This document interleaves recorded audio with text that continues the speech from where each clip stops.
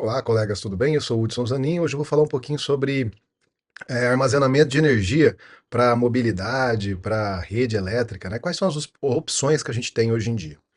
Tudo isso aí tem a ver com a transição energética, né? Muitos colegas já conhecem que a gente precisa necessariamente migrar de uma sociedade que emite mais para uma que emite menos. Isso porque a gente quer salvar a nossa espécie. Não confunda com salvar o planeta. O planeta continua existindo da mesma forma, não dependerá da gente. A gente vai saber se a gente vai ser extinto, se a gente vai prosperar, a depender da forma que a gente lidar com o ecossistema, com a natureza. Então, uma das coisas que a gente tem feito é que no nosso processo de fabricação, nosso processo nas atividades humanas, a gente tem emitido muito CO2 por conta de queima de carvão, por exemplo, para produzir eletricidade. Essa queima emite CO2, né, que é uma molécula que deixa passar muito bem a luz do Sol, que tem um espectro muito amplo, mas na hora que a Terra aquece, ela reemite essa radiação no infravermelho, a água, o CO2, o metano, vários gases, né, que a gente emite para a atmosfera, bloqueiam, né, retransmite essa radiação para dentro da Terra, evitando que a Terra se resfrie. O CO2 ele é dito como o vilão, né? Mas será que a gente sabe quanto de CO2 que tem na atmosfera?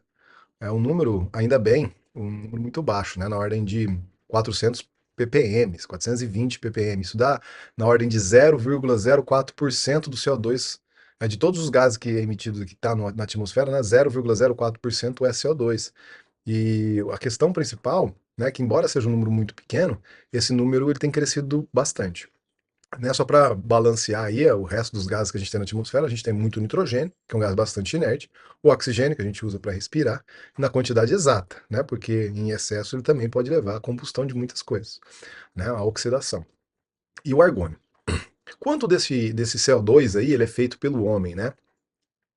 Então, a gente tem estimativas antigas, né, de gás preso em geleiras, por exemplo, a gente estima uma quantidade de CO2, né? A gente não conseguiu medir. A gente foi medir de fato mais recentemente, diretamente fazendo a medida, né? E a gente vê que com instrumentação moderna, né, desde 1960, a, quanti a quantidade de CO2 na atmosfera cresceu absurdamente, de 320 a 420, né? Ou seja, muito recentemente a gente aumentou 30% a quantidade de CO2 que a gente tem na atmosfera, que é uma grande quantidade. Por isso da necessidade da gente trocar essas atividades humanas que emitem mais por uma que emite menos. Só que quando você incorpora esses renováveis na rede, eles são muito intermitentes. E aí a gente, quando produz eletricidade em excesso, a gente precisa achar uma forma de armazenar. Existem várias. Quais são essas formas, né? Quando a gente não tem energia suficiente, a gente precisa dar essa energia que foi guardada de alguma forma para o sistema, para a rede elétrica. Então, nessa apresentação aqui, eu vou focar em algumas tecnologias consolidadas para o armazenamento de energia em escala, né? Focando no trilema da transição energética, que é sustentabilidade, affordabilidade, ou seja, uma coisa que tem que ser pagável, e tem que trazer segurança energética. São essas as questões, né? Esse é o trilema da transição energética. É muito importante para a gente falar de storage, de armazenamento de energia, pensar no sistema interligado nacional. Esse sistema interligado significa uma malha de gerações, transmissão, né? Casando tudo isso aí, oferta com a demanda de consumo, né? Então você tem inúmeras malhas, redes no Brasil feitas ou em construção, e aí é muito importante entender que às vezes a energia gerada lá em Fortaleza, por exemplo, nas turbinas eólicas, elas podem ser utilizadas de alguma forma em Salvador, né? Pode ser usada se for tudo conectado em Manaus, por exemplo, e assim por diante. Tudo isso aí por essas malhas, né? Por essa rede elétrica, né, de transmissão. E tudo isso aí vai, de alguma forma, servindo como um grande pulmão do sistema. Você não necessariamente precisa armazenar numa bateria. Você pode, mas você casando a oferta e a demanda é uma forma de gestão, né, de smart grid. Então, tudo está ou estará interligado no nosso país, né? Isso é um país de dimensão continental, isso é fundamental. Tudo interligado por essas redes. Né? E o que que é tudo? A gente está falando de sistemas de produção de baterias, de armazenamento em baterias, sistemas eólicos, sistemas onshore de geração de energia, por exemplo, hidrelétricas, né? Extremamente importantes, grande parte da nossa energia limpa hoje é dessa fonte. As gerações GD, né, que hoje, por exemplo, já alcança, né, segundo lugar em potência na rede e deve aproximar do segundo lugar em breve, né? As nucleares são bastante importantes, também representam 2,5% da nossa geração. As termonucleares, as termoelétricas, que estão sempre no backup ali, né, para poder entrar e garantir uma resiliência do sistema. Mas vamos falar dos dados, né? Qual é o percentual, qual é a participação de cada uma delas? Essa é a matriz elétrica brasileira, né? A gente tem que ter muito orgulho dela, é uma das mais limpas do mundo. Então vamos lá, dar uma olhada com carinho nela aqui. E também vamos pensar, né, comparativamente com o resto do mundo, como é que o Brasil se posiciona, né? E principalmente na questão de renováveis. O Brasil tem 90% da sua produção de energia limpa, e o mundo inteiro, né, quando produz essa energia limpa, né, o mundo é muito, a produção de energia no mundo é muito inferior à do Brasil. E quando produz, a grande parte da energia produzida vem das hidrelétricas, né? Dos ventos e solar, como está mostrado aí, 54 hidrelétricas, 23 eólica e 13 solar. Dessa quantidade de energia aí, a gente armazena artificialmente, né, e de propósito, por exemplo, por uma hidrelétrica reversível, mais ou menos 93, 92%, praticamente tudo que é armazenado no mundo hoje é por hidrelétrica reversível, além da integração do próprio sistema, né? E aí a gente também trabalha com baterias de lítio e outros tipos de armazenamento. Quando a gente pensa aí nas hidrelétricas reversíveis, aí que figura aí mais ou menos 90, mais ou menos 2, né? Você tem a grande parte sendo as hidrelétricas. Da parte que não é as hidrelétricas, né? Do restante, a gente está falando aí de armazenamento em sal fundido, mas é tudo muito irrisório ainda. Ar comprimido, flywheel, né? Que são aqueles motores giradores, girantes, né? E sistemas eletroquímicos em baterias. Quando você pensa em bateria, que representa aí no máximo 9%, né, no total, sistemas eletroquímicos, a gente está falando de lítio ferrofosfato, a gente está falando de chumbo ácido, baterias de fluxo, supercapacitores e assim por diante. O que vai determinar como e quanto a gente vai guardar dessa energia é basicamente o custo de produção, né, nivelado dessa tecnologia. Então, hoje em dia, as hidrelétricas, as turbinas offshore, né, elas produzem uma energia, junto com a solar, bastante barata, do ponto de vista só da produção, custo de produzir o dispositivo em si. Eles são até muito próximos os valores. Só que, né, lembrando que, às vezes, o retorno de um investimento de uma hidrelétrica, o capex é muito alto, então demora-se muito para ter esse retorno de volta. E, no caso das hidrelétricas, tem uma força do Estado muito forte vinculada. Já no caso de solar e eólica, a gente consegue, a iniciativa privada, tomar grandes iniciativas nessas direções no mundo inteiro, né, com retorno de investimento mais rápido. Então, isso é bastante relevante no que se refere a business, negócio. Mas tem uma outra questão. Hoje, as hidrelétricas no Brasil, por exemplo, elas são remuneradas ou muito mal remuneradas, né? Não existe uma regulamentação bem definida para entender como que elas vão participar, né, da rede, né? Então, por exemplo, se você tem a produção solar e eólica em excesso, o operador nacional dá comando para que as hidrelétricas não produzam eletricidade, deixa a água passar livremente sem gerar. E com isso ela não tem receita. Então, esse processo ainda de remuneração está em debate, né? A gente não quer quebrar as nossas hidrelétricas de hipótese nenhuma, a gente quer utilizá-las da melhor maneira possível, e elas acabam funcionando, né, a bacia da hidrelétrica, como um grande sistema de armazenamento de energia. Então, há quem diga que o custo, na verdade, da onshore solar deveria ser somado, inclusive, né? Pagar um pênalti aí, né? Pagar uma taxa pela utilização dessa bateria gigante que todo o sistema, né? Passado aí, que já estava estabelecido. As nucleares também, elas têm um custo bastante elevado, então por isso que elas têm, no caso do Brasil, ainda ficado de forma mais marginal, mas quanto mais você estuda ela, mais você vê que elas são seguras e tem um potencial muito grande. E aí a gente tem as hidrelétricas, né? As hidrelétricas reversíveis e as baterias como fontes de armazenamento em grande escala nas redes também.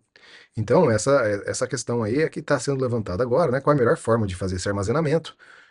Só que fica muito claro aqui nesse slide, quando a gente analisa custo, que o custo de armazenamento da energia em baterias vai aproximar o custo da hidrelétrica, das turbinas eólicas, da energia eólica, da solar, ao da nuclear, porque se você tem que fazer o armazenamento, né, para cada quilowatt-hora, você vai estar investindo aí, né, 0,1, 0,3 dólar por quilowatt-hora ao longo do período de vida do sistema. Então, ou seja, é muito importante entender que esses sistemas que são intermitentes, eles têm que ser taxados, é que hoje tem um incentivo para uma maior incorporação deles.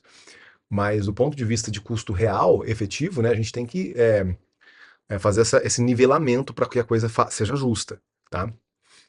E por isso, né, quando a gente pensa ainda em grandes armazenamentos, a parte de hidrelétrica reversível, se não fosse a questão do OPEX e do impacto ambiental, se conseguisse livrar dessas questões, elas são extremamente atrativas porque ela pode custar metade do preço de um BES. Vamos falar então da participação de cada uma dessas tecnologias na matriz elétrica brasileira, né? As hidrelétricas figuram aí com 62%, eólica 11,8%, isso é um número muito dinâmico que muda com rapidez. A gente está falando de sistemas onshore, né, e offshore, sistemas offshore dentro do mar com capacidade muito maior. Isso certamente reduz o custo da energia gerada, né? Então é muito interessante trabalhar com essas grandes pás, com esses grandes rotores, para gerar uma quantidade de energia maior e reduzir o custo dessa produção.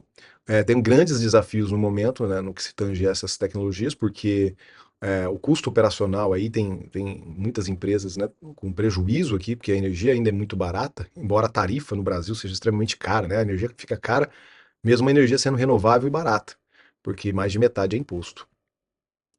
Além das eólicas, né, que representam que são a segunda na geração, a gente está falando da biomassa, com grandes plantas com biometano, biogás vindo com força, além de todo o ecossistema de produção de etanol, por exemplo, que a gente tem muito forte no Brasil, representando uma quantidade bastante expressiva da nossa matriz elétrica renovável. Nós temos aí 4,4% da energia gerada hoje decorrente das placas solares, obrigado à China por isso.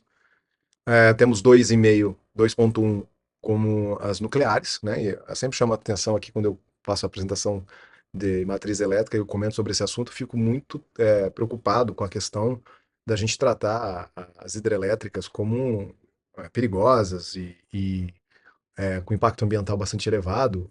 Não é bem verdade assim elas, né? Isso, né? Porque a gente está falando de um rejeito muito pequeno em quantidade, perigoso, mas que é manejável, ou seja, com técnicos e engenheiros trabalhando de maneira apropriada, é possível contornar todos esses perigos, né? Eu sempre comento essa questão da panela de pressão. A panela de pressão é extremamente perigosa, mas praticamente todo mundo tem uma na sua casa, porque os perigos, os riscos envolvidos são manejáveis.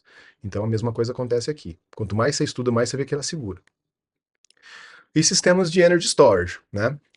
Sistemas de energy storage com bateria, então a gente está falando de novas químicas de baterias, como ferro, cromo, zinco air, chumbo solúvel, lítio-íon, são muitas químicas que estão emergindo com possibilidades reais de fazer um papel relevante. Então vamos analisar cada uma dessas tecnologias. Se hoje, né, as baterias e o hidrogênio, que os queridinhos do momento aí da transição energética, representam praticamente 0% da energia que o Brasil armazena. Por que a gente está discutindo? Por que a gente quer ir nessa direção? Será que a gente surtou? Né? Qual que é a pegada aqui? Vou falar um pouquinho dos prós e contras de cada uma delas. É, Dado o acidente, né, essa situação que aconteceu catastrófica no Rio Grande do Sul, com as barragens, né, dado o impacto ambiental de se criar grandes bacias, dado o custo, o CAPEX extremamente elevado feito pelo Estado, e a incapacidade de gerir esses recursos com eficiência que o Estado não tem, né? A gente tem inúmeros problemas de corrupção, etc., obras que nunca terminam.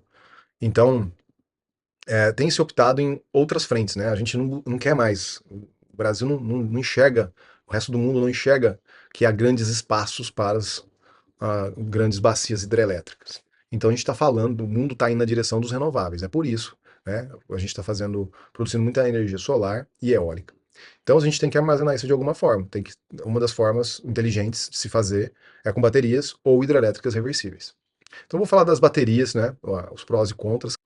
Aqui, uma coisa que a gente tem que entender, né?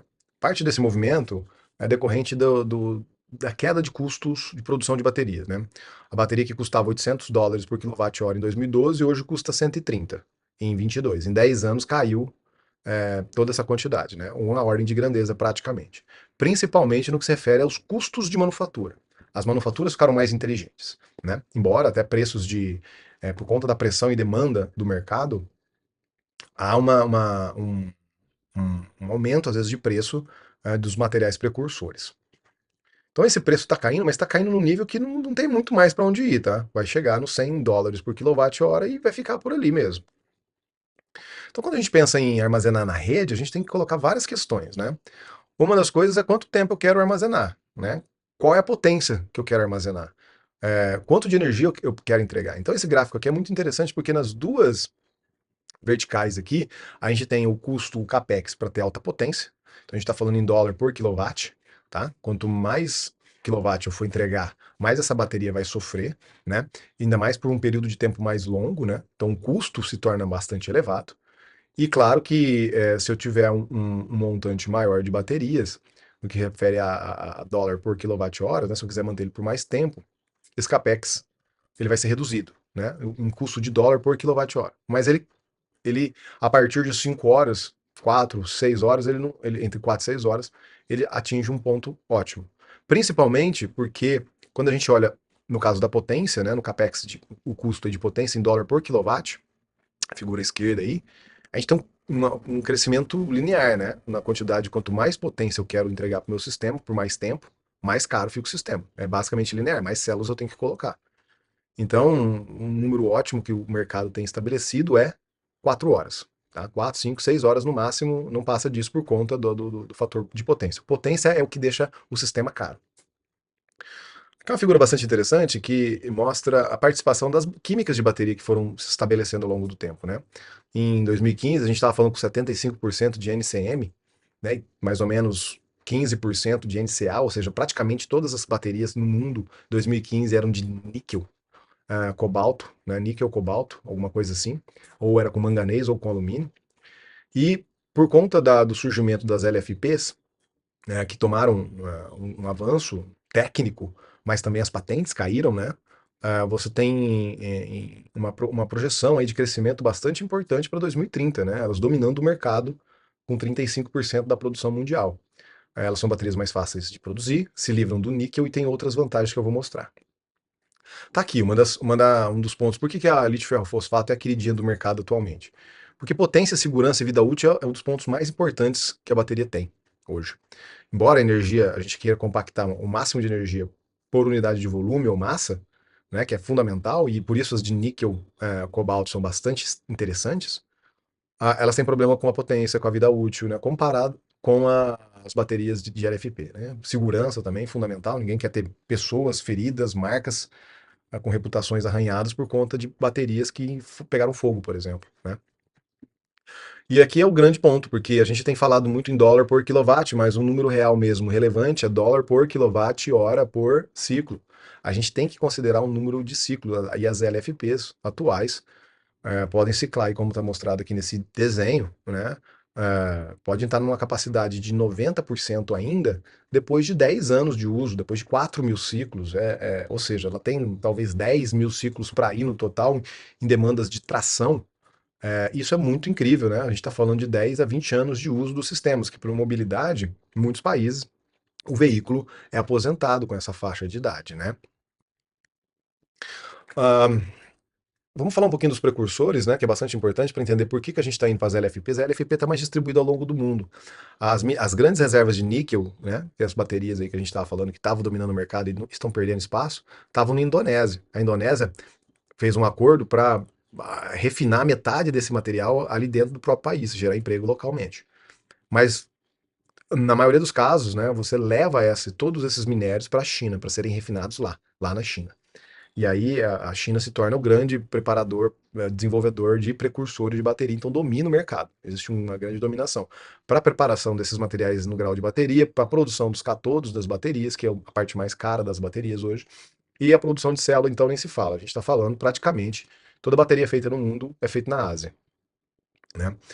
Isso aqui dá uma visão mais completa, né? A gente está falando que o mundo todo tem 1,2 10 elevado a 15 watt-hora de bateria e deve praticamente aumentar uma ordem de grandeza, né? Ir para 9 aqui, mega gigawatt-hora, ou 9, 10 elevado a 15 watt-hora de bateria, onde a China está passando de um domínio de 77% da produção mundial para 69%. Mesmo assim, é um grande percentual de domínio do mercado global, né, vindo da China. E a gente está falando ainda que tem grandes players como Coreia do Sul, Japão, né?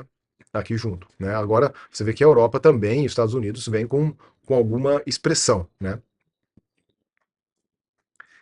Então a China deve ter esses, em 27, a gente está falando daqui 3 anos, 69% do mercado e saindo de 800 para 6.000, quase aumentando uma ordem de grandeza a capacidade de produção local. É é impressionante essa evolução que eles têm, porque não só domina o processo fabril, mas também domina verticalmente, né, a cadeia de suprimentos. Com isso, a gente está falando de transição energética, redução de emissão de CO2. A China, hoje, atualmente, né, emite 27% do CO2 que está sendo jogado na atmosfera, né, os Estados Unidos 15%. Claro que existem contra-argumentos fortes e relevantes, né, a Europa 10%, o Brasil 1,3%. Olha como o Brasil figura de uma maneira extremamente mais ambientalmente amigável ao planeta e ao ser humano. Mas claro que a nossa economia é muito menor do que essas aqui. Ou seja, a gente não produz tanto bens e consumos como esses caras aqui. A China quer que a gente olhe para o mundo, para as emissões, né? Não agora atual, mas assim dos últimos 50 anos, porque aí ela mostra que Estados Unidos, Inglaterra, outros players poluíram mais do que eles, né?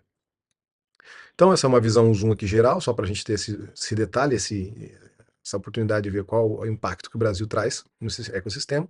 A gente tem uma das matrizes elétricas mais limpas do mundo, né, com 93% renovável, como eu falei. Temos várias reservas de lítio ferro fosfato ao longo do Brasil todo, com grandes processos de mineração limpas, uma das mais limpas do mundo.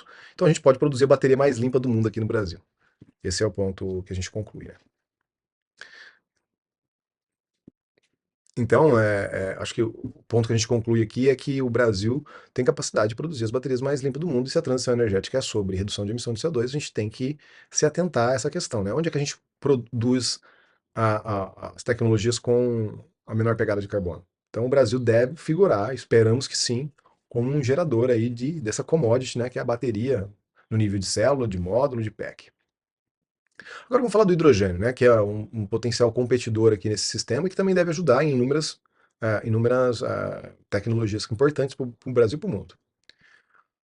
E aí a gente aproveita a oportunidade para desmistificar alguns conceitos inapropriados, né? O hidrogênio não vai movimentar o mundo energeticamente no futuro, porque embora a molécula de hidrogênio seja altamente energética, compactar, né, comprimir, transportar o hidrogênio é muito perigoso e muito caro. Então, do ponto de vista de densidade energética, ela não é uma molécula interessante para a gente trabalhar. Ela tem várias utilidades e deve ser utilizada onde faz sentido. Parte dessa paixão é que o pessoal tenta descarbonizar alguns setores, né? Desses 6 setores que são duríssimos de descarbonizar, o hidrogênio pode trabalhar em 4 deles, né? Pode atuar em cada um desses caras aí, né? Na indústria, no aquecimento, nos reagentes químicos, na indústria química, no transporte. Muitos países ao redor do mundo estão com as políticas de produção de hidrogênio, e não é o Hudson que vai falar para não fazer, né? Nós estamos aqui discutindo aonde faz sentido o hidrogênio atuar. Embora ele possa ser usado em inúmeras coisas, ele pode ser uma tecnologia que pode ser usada em diversas aplicações, do ponto de vista de eficiência energética, na maioria delas não faz sentido. Por quê? Porque o hidrogênio está em competição com outras tecnologias mais eficientes. Ele não só está em competição com o diesel, mas ele também está em competição com baterias, com biocombustíveis, com várias outras tecnologias mais consolidadas e mais eficientes. Sem falar que o custo hoje do hidrogênio, né, do ponto de vista do operador, ele é baixo no que se refere ao hidrogênio cinza, né? E a faixa de hidrogênio cinza está aqui, né, na ordem de 1 a 3 dólares. E os outros hidrogênios, o azul, onde você faz captura de CO2, ou o pink, onde você vem na nuclear e produz hidrogênio, ou o verde, que tem um custo ainda 5 vezes maior do que os atuais, né? Cada um figura na sua posição. Então você vai trabalhar com essas tecnologias.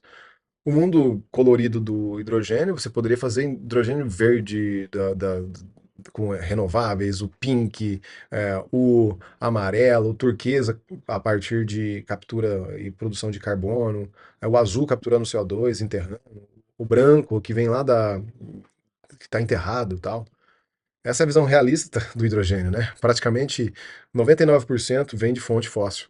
Tá? Essa é a visão realista do hidrogênio. Por quê? Porque não tem volume, porque custa muito caro. Tá? Então, 1% ou menos do hidrogênio, ele é renovável. E a gente produz 94 megatoneladas de hidrogênio. E sendo que, para isso, a gente emite 830 megatoneladas de CO2. Em outras palavras, antes de pensar no hidrogênio como antes de pensar no hidrogênio como uma solução para a transição energética, a gente tem que pensar no hidrogênio como um problema para a transição energética. Então, a gente tem uma escala de prioridades para trabalhar com a aplicação do hidrogênio e você pode ver aqui vamos começar de baixo para cima, né? Em amarelo, nos itens de menor competição ou de importância do hidrogênio, você tem toda a eletricidade, a baterização de tudo, tá? Aqui em verde, a biomassa podendo produzir o metanol, o chip, né? Trabalhar nos veículos, nos trens, e aí vai. O hidrogênio não tem reais competidores para a produção de fertilizante, hidrogenação, hidrocrack e dessulfurização. E é aqui que a gente produz 94 megatoneladas de hidrogênio cinza. Lá na refinaria, por exemplo, para arrancar o enxofre da gasolina para que não tenha chuva ácida. É lá que o hidrogênio ele deve atuar. Primeiro o hidrogênio a ser descarbonizado é esse daí. Então, antes de pensar no hidrogênio para transporte em veículo leve, a gente tem que pensar que ele tem que descarbonizar o próprio hidrogênio cinza, né? E aí ele tem competição, se ele vai aplicar em outras frentes, como diz aquela escada, com várias outras tecnologias. Então ele tem que ser mais eficiente, ter um custo menor, ser mais simples do que as outras tecnologias. Na economia global é isso que a gente pensa, né? A gente acaba com o que é mais barato e mais conveniente. Essa é a verdade. E se tudo der certo, não sou eu que estou falando, mas é como o mundo encara as coisas. A gente vai acabar usando a coisa que, se der certo, vai ser sustentável. Mas o mundo tem mostrado que o mais barato e o mais conveniente é o que é aplicado. Em alguns casos, o que tem é sustentabilidade econômica. Tanto é que a gente produz 99% do hidrogênio hoje a partir de fonte cinza. Quando eu falo que o hidrogênio está em competição com outras tecnologias, porque com a evolução dos smartphones, dos carros elétricos, o custo da bateria em 10 anos caiu 82%. A densidade de energia aumentou 80%. E a degradação das baterias, né, ou a capacidade dela ciclar aumentou, dobrou praticamente, né? Então, isso tudo tem que ser levado em consideração. E quando você olha um carro a hidrogênio, por exemplo, o Mirai da Toyota, ou você olha um carro elétrico a bateria, quando você faz um raio-x dele, você vê que é totalmente diferente, né, a complexidade dos sistemas. Então, veículos a bateria são extremamente mais simples. Devem dar menor manutenção, devem custar menos ao longo do tempo. Claro que o custo da bateria, a vida útil e a dependência da bateria do exterior é uma problemática. Mas do ponto de vista de eficiência, né, e engenharia, eles são muito mais atrativos. A gente está falando de 80% de eficiência, enquanto no caso do hidrogênio, você tem muitas perdas no processo de fabricação do hidrogênio e depois converter isso em eletricidade novamente exige um sistema mais complexo que reduz a eficiência abaixo das eficiências que a gente já tem hoje nos veículos a combustão rodando a biocombustíveis, por exemplo.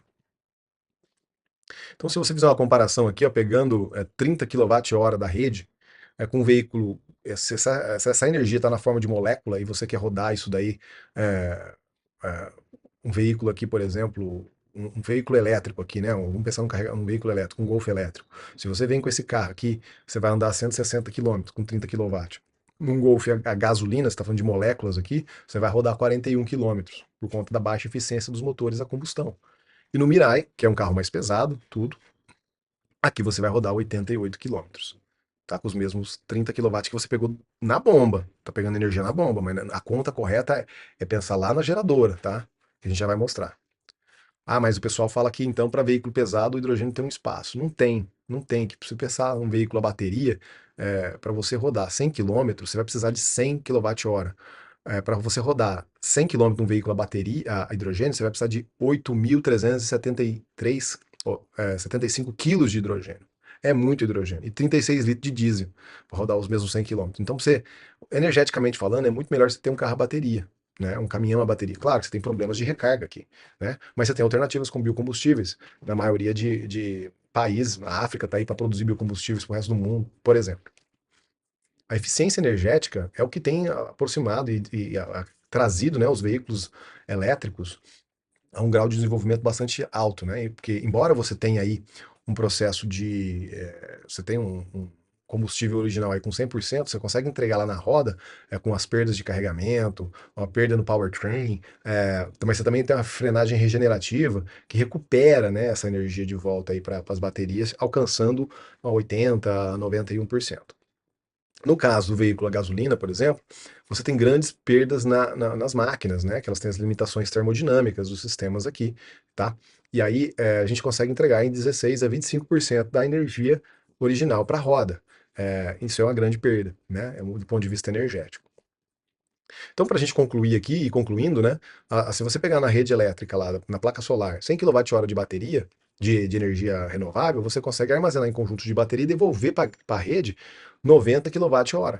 No caso do hidrogênio, o que acontece? Você pega esses 100 kWh, você vai fazer eletrólise, aí você tem 70% de eficiência, então aqueles 100 viraram 70 kWh, você vai comprimir, você vai ficar com 60 kWh, você tem o processo, você pode colocar dentro de um motor, de uma turbina, e gerar com 36% de eficiência, 22 kWh, ou usar uma célula combustível e alcançar valores aí, pegar um 60% de eficiência, nesse 100 kW, nesse 60 kWh vai ter 36 kWh mais ou menos. Então, do ponto de vista energético, né, usar o hidrogênio para armazenamento em longa duração, por exemplo, não faz sentido, porque você tem uma perda energética muito grande. A gente está falando de eficiência de 20 a 36% para 90 frente às baterias, né? Então é muita diferença. E aí não sou eu que estou falando isso aí tudo, né? É o mercado que está dando essa, é, esse recado, né, para todo mundo. Porque, por exemplo, veículo a bateria, elétrico a bateria, ou veículo elétrico a hidrogênio, a diferença, né, no número de vendas e os começaram a serem vendidos juntos é muito grande, né? Então tem o mercado dando o recado como tem que ser. E no Brasil, né? Como é que é isso aí? Quais são as opções, quais as possibilidades que a gente tem? Então a gente está falando aí no Brasil de trabalhar também com veículos híbridos, né? A grande questão do Brasil são os veículos híbridos. Em 2030 a gente deve estar com entre 7 e 10% do mercado com híbridos, e aí a combustão deve continuar, principalmente o flex, né? Talvez uma participação maior do etanol. Então é possível sim que a gente tenha no final do dia uma redução de emissão de CO2 usando as tecnologias que a gente já possui. E claro que veículos a bateria, se a bateria é feita num lugar limpo, ele tem condições de ter uma pegada de carbono ainda mais baixa, pensando numa matriz elétrica limpa como as do Brasil. Então, é uma oportunidade incrível ainda de reduzir isso aqui. Embora as grandes emissões de CO2 do Brasil estejam relacionadas com desmatamento, esteja relacionado com o manejo de terra, tá? Aqui vamos dizer, a cereja do bolo que a gente está querendo mudar, né? Talvez seja importante mudar o bolo, o recheio do bolo. Então, voltando ao hidrogênio, o pessoal tem falado que o hidrogênio vai figurar como um grande transportador de energia para o mundo. Então, você transportar hidrogênio líquido, além de você ter grandes perdas ao longo do processo, você está falando de transportar isso aqui como um líquido a 250 graus negativos. Está numa alta pressão. Isso aqui não vai acontecer. Você não vai exportar hidrogênio na forma de hidrogênio líquido. Jamais. Você vai precisar para ter, olha só, a mesma quantidade, olha, a densidade volumétrica aqui para você transportar o LNG, né, um gás natural. Aqui a gente está falando uma densidade volumétrica de 22 megajoules por litro, o hidrogênio é muito menor, né? A gente está falando aí de um terço, tá bom? E tem um sistema muito robusto. Então, ou seja, você tem uma dificuldade muito grande de transportar hidrogênio líquido. Aí o pessoal fala, não, então a gente converte isso aqui em amônia e transporta amônia. Aí vai lá, vamos lá, vamos pensar. Pegou eletricidade limpa, 100 mega watt-hora, fez o processo Haber-Bosch, que tem 38% de eficiência, agora esse processo que tinha 100 mega virou 38 mega watt-hora, vai ser transportado, um pouco perde no caminho, né, tem uma quebra, e aí você tem um processo de pegar essa amônia aqui que sobrou, essa densidade de energia, produzir hidrogênio e depois jogar na célula combustível. Então, se você sair lá com 100 unidades de qualquer coisa, megawatt-hora aqui como colocado, lá no final do dia, você vai exportar a eletricidade, você vai chegar no final da entrega com 15 megawatt-hora. Isso é o fim das indústrias de consumo de energia na Europa, na onde for, tá? Se a Europa estiver dependendo de um hidrogênio brasileiro que vem através da amônia, a indústria deles não será competitiva de maneira nenhuma. Não sou eu que quero falar isso aí, eu tô falando que do ponto de vista de física não faz sentido, tá? É, outra questão, como a densidade volumétrica do hidrogênio é muito baixa, você teria que ampliar imensamente os aviões para usar o hidrogênio diretamente nos aviões. Ou seja, do ponto de vista volumétrico, você teria que ter um grande volume de hidrogênio para poder utilizar esse cara aqui em aviação diretamente, né? Claro, tem outros caminhos, tem o combustível avançado, né? O SAF, né? Então, se a gente pensasse que a gente tem que fazer hidrogênio para tudo quanto é parte da cadeia, a gente estaria perdido. Porque, primeiro, só para resolver o que é imprescindível ser feito pelo hidrogênio, a gente ia gastar 143%, ou seja, 40% a mais de toda a energia renovável solar e eólica que a gente fez no mundo em 10 anos, para fazer só o topo da escada de hidrogênio verde. Se a gente for fazer a parte de baixo, a segunda camada da escada, a entrega, o feedstock, o armazenamento de longa duração, a gente está falando de 400%. 4 vezes o hidrogênio que a gente, a energia renovável que a gente produziu nos últimos 10 anos, 4 vezes, né, essa energia, só para resolver o problema da segunda parte da escada. E o mundo tem só 30% de energia renovável, elétrica renovável, tá? E tem 70% para ir ainda. Então a gente está falando que dentro de tudo que a gente já fez, a gente não fez nem metade do que precisa ser feito. E a gente quer pegar tudo que a gente já tem e produzir hidrogênio para transporte, para um monte de outras coisas. Não faz sentido nenhum. A produção do hidrogênio está em competição com a produção, com o processo de descarbonização das matrizes elétricas. Então tem que ficar claro isso aí se não ficou ainda. Tá? E claro, a gente só vai ser competitivo, só vai baixar o preço do hidrogênio se produzir em grandes volumes. E aí significa produzir em grandes hubs. Só que produzir em grandes hubs significa que você tem um custo de armazenamento muito caro. Quanto maior o volume dos sistemas que você tem para manejar o hidrogênio, mais caro ele fica. Então, a solução para o hidrogênio é você produzir esse cara do lado da refinaria que vai usar para dessulfurização. E já captura o CO2, ou produz um hidrogênio verde ali, e garante que esse sistema vai ser usado imediatamente após a sua produção. Não tem transporte, não tem armazenamento, tá? Preparou, utilizou. É assim que tem que ser. Então, as conclusões o hidrogênio renovável, seja ele verde, pink, seja ele pela captura do CO2, seja como for, ele tem que ser utilizado para descarbonizar o hidrogênio cinza. Essa é a missão. Não adianta vir com essa história de utilizar o hidrogênio para todas as coisas do mundo. Não vai funcionar, não tem viabilidade técnica e econômica.